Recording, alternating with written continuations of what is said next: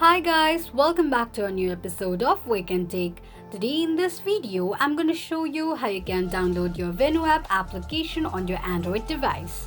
Keep watching the video till the end. To download your VenueApp application on your Android device, firstly go ahead and launch open your Play Store. On the search box at the top, type in VenueApp and make a search. You're going to see the search results displayed on the screen. Tap on the application. On the next page, click on Install button to start the downloading process. While downloading an application, make sure that you are connected to a strong internet. Once the application is downloaded, tap on Open button to launch the application.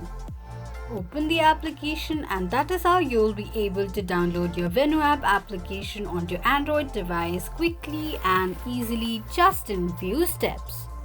If you have any thoughts or queries, let us know in the comments section. Don't forget to subscribe to our channel. Also press the notification bell icon so that YouTube will notify you whenever we post a new video. I hope this video was helpful to you. Thank you so much for watching.